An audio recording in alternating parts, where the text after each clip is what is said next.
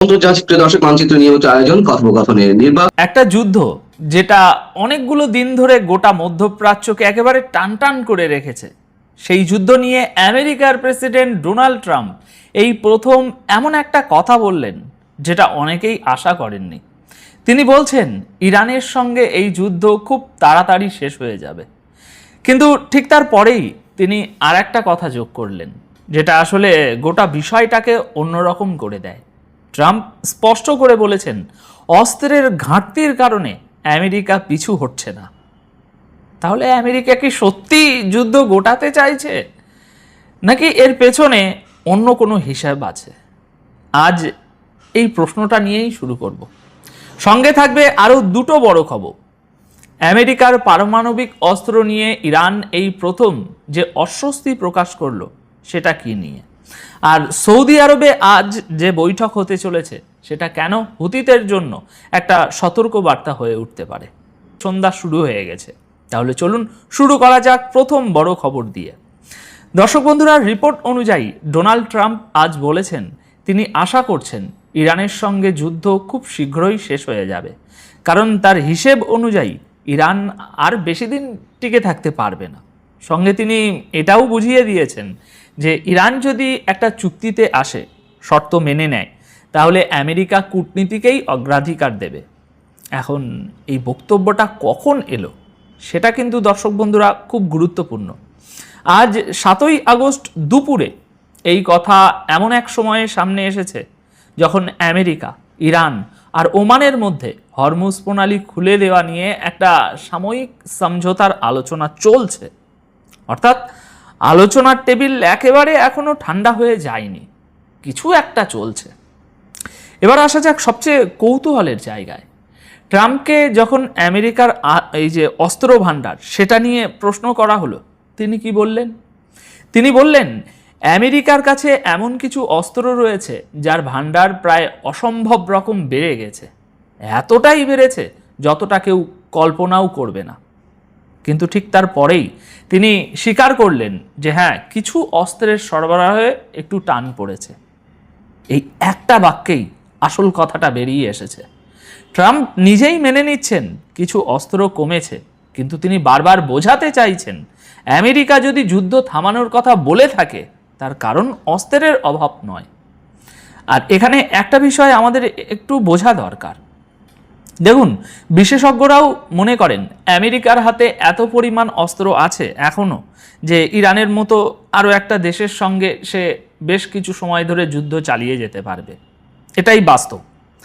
তাহলে প্রশ্নটা অস্ত্রের নয়, প্রশ্নটা উদ্দেশ্যের। কারণ আমেরিকা এখনও ঠিক করে উঠতে পারছে না যে যুদ্ধ থেকে সে আসলে কি অর্জন করতে চায়, লক্ষ্যটা কি। সেই স্পষ্টতা না থাকলে যুদ্ধ চালিয়ে যাওয়ার যুক্তিটাই দুর্বল হয়ে পড়ে। আর এখানেই আমাদের মনে রাখতে হবে গত কয়েকদিনের রিপোর্টগুলোর কথা। একাধিক রিপোর্টে বলা হয়েছিল ইরানের সঙ্গে দীর্ঘ যুদ্ধের সময় আমেরিকার কিছু মিসাইল আর ইন্টারসেপ্টরের ভাণ্ডার অনেকটাই কমে গেছে। বিস্তারিত আপনাদেরকে সব জানিয়েছি। ইন্টারসেপ্টর মানে হলো সেই ক্ষেপণাস্ত্র যেগুলো ওই আকাশেই শত্রুর মিসাইল বা ড্রোন ধ্বংস করার জন্য ব্যবহার করা হয়। এই তথ্যটা আমরা আজ থেকে মোটামুটি ওই 3-4 দিন আগেই আপনাদের বিস্তারিত জানিয়েছিলাম। কিন্তু ডোনাল্ড ট্রাম্প এখন খোলাখুলি বলছেন যুদ্ধ চালিয়ে যাওয়ার পূর্ণ ক্ষমতা আমেরিকার আছে, দরকার পড়লে সে লড়তেও পারে। তাই এই মুহূর্তে যা মনে হচ্ছে আমেরিকা আলোচনাকে একটা সুযোগ দিতে চাইছে। তবে এখানেই কিন্তু এই বিষয়টা শেষ হচ্ছে না, কারণ এটা প্রথমবার নয়, এর আগেও একাধিকবার আলোচনার চেষ্টা হয়েছে। আলোচনা তো চেষ্টা না, আলোচনা হয়েওছে, আর তারপর আবার বোমাবর্ষণ শুরু হয়েছে। কখনো কখনো তো আপনারা সবই জানেন যে আলোচনা চলাকালীনই হয়েছে। তাই এবার দেখার বিষয় একটাই, এবার কি কূটনীতি সত্যি সফল হবে, নাকি আলোচনার পর আবার মিসাইল আর ওই সেই বোমার পালা ফিরে আসবে।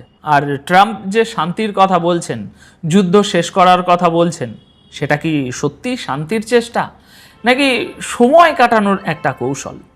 পিছনে অন্য কিছু চলছে কি না এখনই নিশ্চিত করে বলা কঠিন। এবার দ্বিতীয় খবরে আসা যাক। আর এখানে একটা নতুন প্রশ্ন তৈরি হচ্ছে। আমেরিকার পারমাণবিক শক্তি নিয়ে ইরান কি এই প্রথম অস্বস্তিতে পড়েছে? কারণ আমেরিকা এই মুহূর্তে তার পারমাণবিক অস্ত্রের চেহারা বদলাচ্ছে, সেগুলোকে আগের চেয়ে বেশি বিধ্বংসী কিন্তু একই সঙ্গে আরও নিখুঁতভাবে লক্ষ্যে আঘাত আনার উপযোগী করে তোলার কাজ পুরোদমে চলছে। এই নিয়েও আপনাদের বিস্তারিত প্রতিবেদন দেখিয়েছি। ইরান এখন বলছে তার উদ্বেগ শুধু নিজের জায়গার জন্য নয়, গোটা দুনিয়ার জন্য। কারণ আমেরিকার উদ্দেশ্য আর অভিসন্ধির উপর তার ভরসা নেই। মনে করে দেখুন, কয়েকদিন আগেই আমরা একটা রিপোর্ট আপনাদের জানিয়েছিলাম, সেখানে বলা হয়েছিল আমেরিকা ট্যাকটিক্যাল নিউক্লিয়ার বোমা ব্যবহার করতে পারে।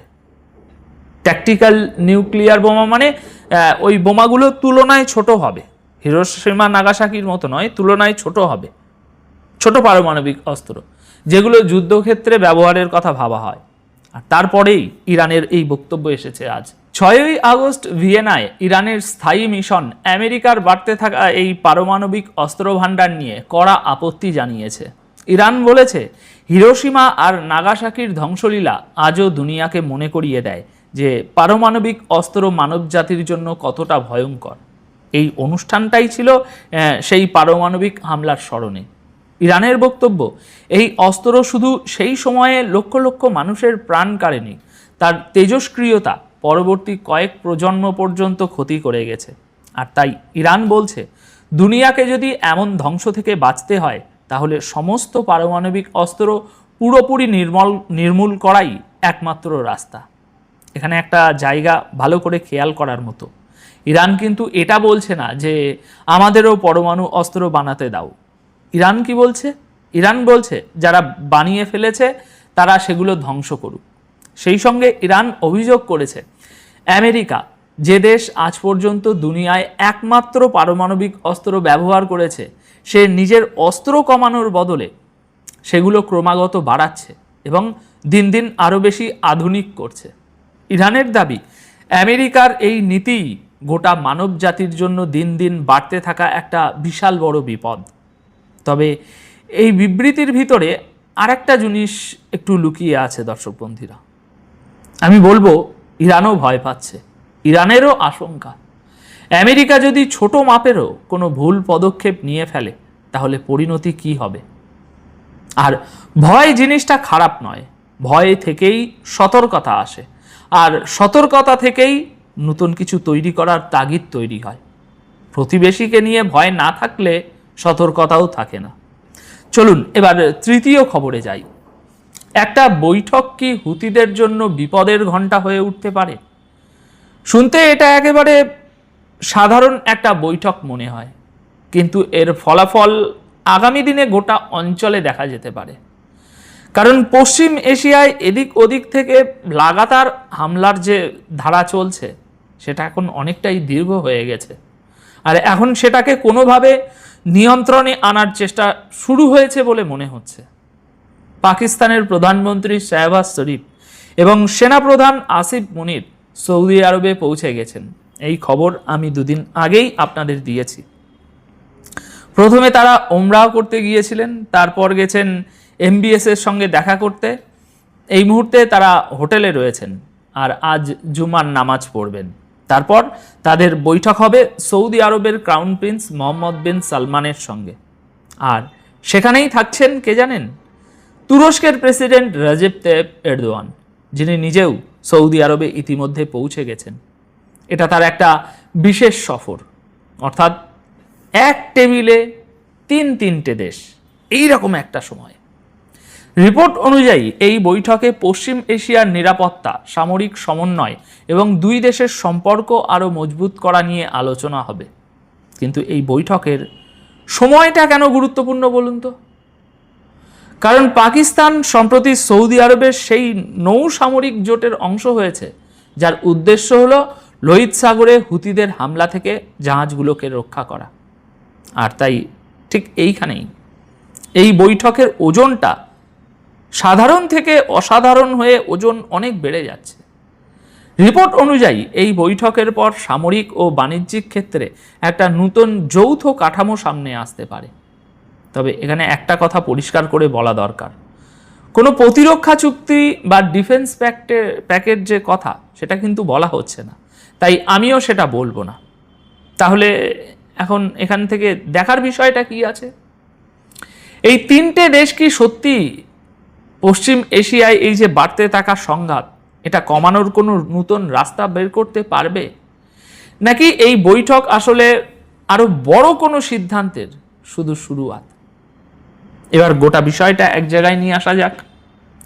একদিকে ট্রাম্প বলছেন যুদ্ধ শীঘ্রই শেষ হবে, কিন্তু সঙ্গে এটাও বলছেন যে আমেরিকা লড়ে যাওয়ার ক্ষমতা পুরোপুরি আমেরিকার এখনো আছে। অন্যদিকে ইরান আমেরিকার পারমাণবিক অস্ত্র নিয়ে প্রকাশ্য উদ্বেগ জানাচ্ছে।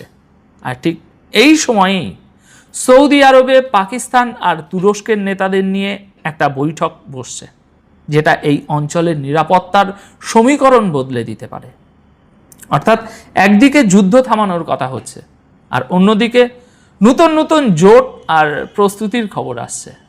তাই এখন আপনাদের কাছে আমার প্রশ্ন একটা, ট্রাম্প যে এই বলছেন যে এই যুদ্ধ খুব তাড়াতাড়ি শেষ হয়ে যাবে, আপনার কি মনে হয় এটা সত্যি যুদ্ধ শেষ করার ইঙ্গিত, নাকি এটা নিছক সময় কেনার একটা কৌশল আর পেছনে অন্য প্রস্তুতি চলছে? সুপ্রিয় দর্শক, আসসালামু আলাইকুম। আপনাদের সবাইকে স্বাগত জানাচ্ছি এখনকার আলোচনায়। আপনাদের সঙ্গে আছি আমি সিরাজুল ইসলাম। দর্শক, আজকে পবিত্র শুক্রবার, সবাইকে জুমা মুবারক। অনেক চমৎকার চমৎকার খবর আছে। মার্কিন প্রেসিডেন্ট ডোনাল্ড ট্রাম্প 48 ঘন্টার আলটিমেটাম দিয়েছিলেন, কিন্তু সেই আলটিমেটাম শেষ। কি করেছেন তিনি? চুক্তিও হয়নি, ইরানের সাথে তিনি যুদ্ধও করতে পারেননি, বরং তিনি ঘোষণা দিয়েছেন কি, যে ইরানের সাথে খুব দ্রুতই যুদ্ধ শেষ হয়ে যাবে। এপাশে আরো চমৎকার খবর আছে। আমেরিকার হাতে যে অস্ত্র গোলাবারুদের মজুদ অনেক কমে গেছে, এই খবর কে ফাঁস করেছে তাকে খুঁজে বের করতে হবে। ডোনাল্ড ট্রাম্প ক্ষেপে গেছেন, খুঁজে বের করতে হবে, এবং নিশ্চয়ই তাকে ফুলের মালা পরানোর জন্য খোঁজা হবে না, তাকে নিশ্চয়ই শাস্তির ব্যবস্থা করবে। এপাশে আরেকটা খবর হচ্ছে, ইরানের প্রধান আলোচক এবং জাতীয় সংসদের স্পিকার বাকের কলিবাব বলেছেন, ডোনাল্ড ট্রাম্পকে ব্যঙ্গ করেছেন, ব্যঙ্গ করে বলেছেন, আপনি এই নাটকের কূটনীতি বন্ধ করেন। খুব কড়া কথা। ইরানের জাতীয় সংসদের কথা যখন আসলো, তখন আরো চমৎকার খবর দিই আপনাদের। ইরানের জাতীয় সংসদে বিল আনা হচ্ছে, হরমুজ প্রণালী দিয়ে আমেরিকা এবং ইসরায়েলের কোনো জাহাজ চলতে পারবে না। এই বিল পাশ হলে হরমুজ প্রণালী আমেরিকা এবং ইসরায়েলের জন্য চিরদিনের জন্য বন্ধ হয়ে যাবে। আমি অনেকদিন ধরে বলে আসছিলাম। আরো চমৎকার খবর আছে কিছু। ইরান এবং প্রতিরোধ অক্ষের উপর হামলার ব্যাপারে যারা জড়িত এই যুদ্ধে, সেই সমস্ত কয়েকটি দেশের জাহাজও হরমুজ প্রণালীতে চলাচল নিষিদ্ধ হবে। শুধু তাই না, আরো খবর আছে। সেই খবর কি, সেটি পরে শুনুন। আর একটা ছোট খবর দিয়ে মূল আলোচনায় চলে যাব। সেটা হচ্ছে, ইরানের হামলায় অন্তত 700 মার্কিন সেনা আহত হয়েছে, তা তো আমেরিকায় স্বীকার করেছে, পেন্টাগন তথ্য দিয়েছে। এই 700 আহত সেনার বেশিরভাগই ট্রমাটিক ব্রেইন ইনজুরিতে ভুগছে। তার মানে তাদের ঘাড়ের উপরে কাছে যে ভয়াবহ রকমের ক্ষেপণাস্ত্র হামলা হয়েছে, এই শব্দে ব্রেইন ইনজুর্ড হয়ে গেছে। এই ব্রেইন ইনজুর্ড হলে কি হয়, এটা নিয়ে আমি পরে আলোচনায় আসছি। সুপ্রিয় দর্শক, বিস্তারিত আলোচনা যাচ্ছে, তার আগে আপনাদেরকে সবাইকে বলি, পুরো আলোচনার সাথে থাকুন, আর ভিডিও ভালো লাগলে লাইক কমেন্ট শেয়ার করবেন এবং চ্যানেলটি সাবস্ক্রাইব করে সাথেই থাকবেন। দর্শক, চলুন আমরা বিস্তারিত আলোচনা করি। প্রথমে কি বলেছিলাম যে 48 ঘন্টার হুমকি দিয়েছিলেন, আলটিমেটাম দিয়েছিলেন গত পরশুদিন ডোনাল্ড ট্রাম্প, যে 48 ঘন্টার ভেতরে ইরানকে চুক্তিতে আসতে হবে, আর তা না হলে তার উপরে ভয়াবহ হামলা হবে। দ্বিতীয় বিশ্বযুদ্ধের পরে এত বড় হামলা হয়নি, এইরকম হামলা করবেন। তিনি বাংলাদেশ টাইম গতকালকে বলেছেন, তার মানে আমেরিকান টাইম আজকে, অর্থাৎ 7ই আগস্ট। তিনি বলেছেন যে ইরান যুদ্ধ খুব দ্রুতই শেষ হবে আশা করি, এবং তিনি আশা প্রকাশ করেছেন যে ইরানের কাছে খুব বেশি অস্ত্র নেই, তারা খুব বেশি দূর এই যুদ্ধ টেনে নিয়ে যেতে পারবে না। অদ্ভুত কথা, যেখানে অস্ত্রের অভাবে আমেরিকা অটোমেটিক একা একা ইরানের উপরে হামলা বন্ধ করতে বাধ্য হয়েছে, এবং সেই সময়ও ইরান হামলা করেছে প্রয়োজন অনুসারে, যেখানে যেখানে প্রয়োজন।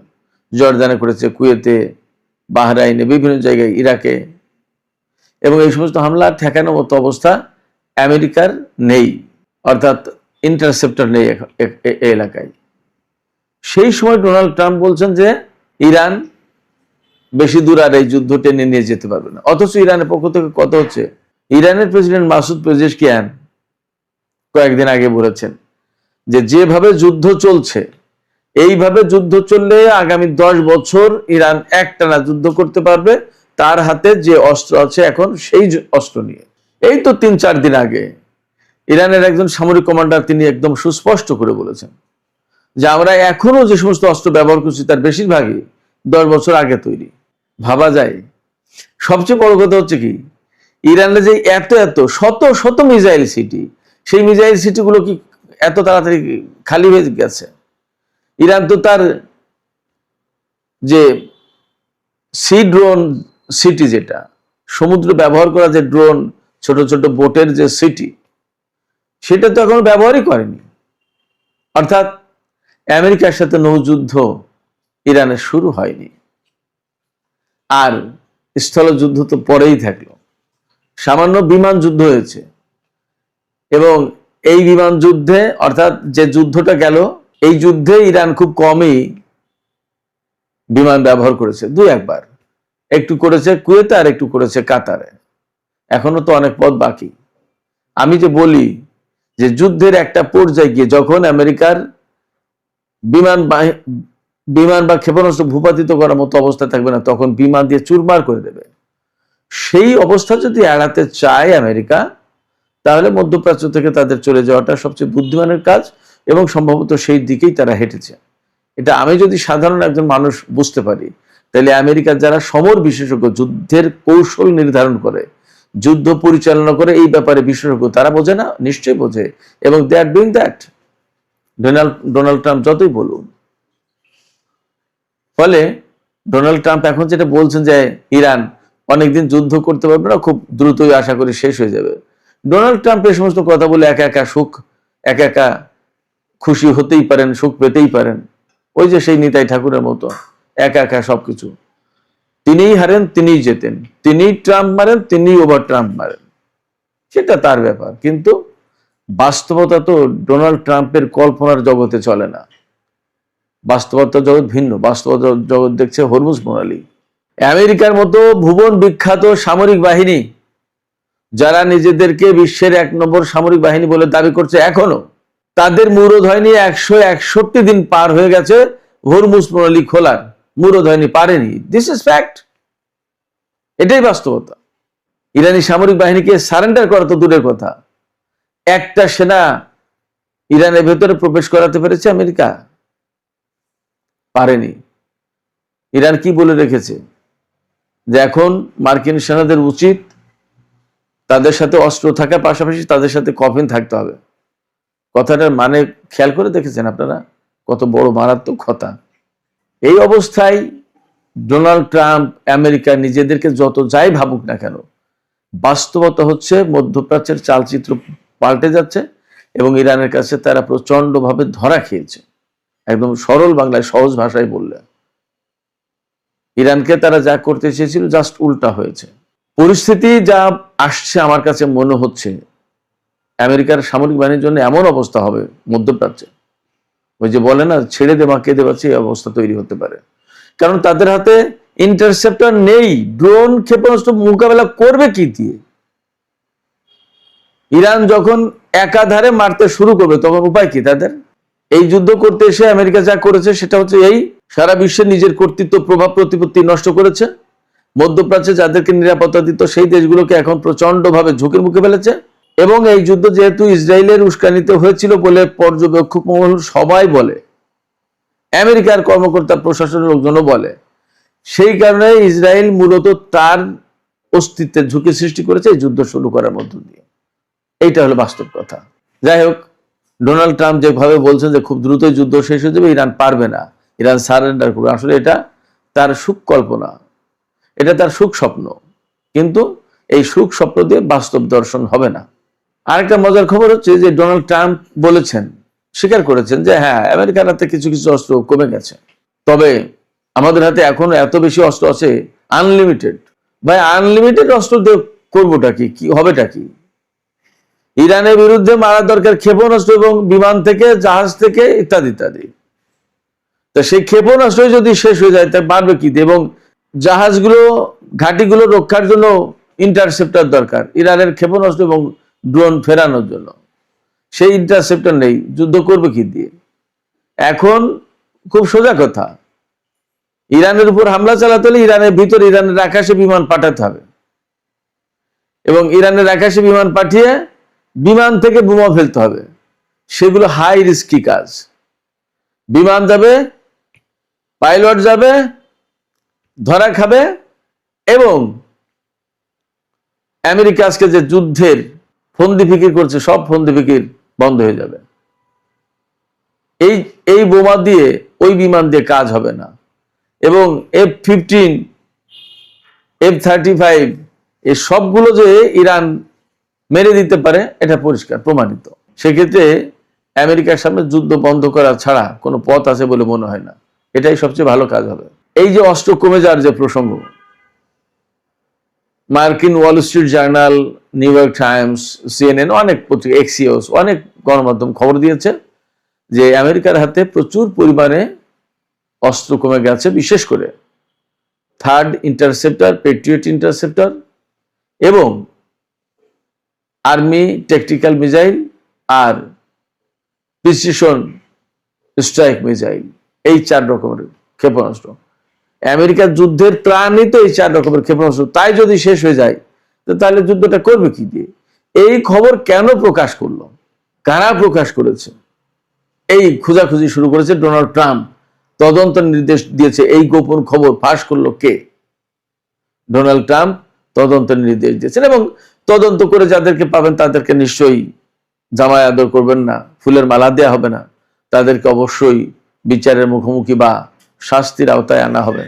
ডোনাল্ড ট্রাম্প এই সমস্ত দাবি করছেন যে যুদ্ধ শেষ হবে, চুক্তি হয়ে যাবে। এই কয়েকদিন খুব করে বলছিলেন যে চুক্তি হয়ে যাবে, এই আজকে হয়ে যাবে, কালকে হবে, বৃহস্পতিবারের ভিতরে হবে।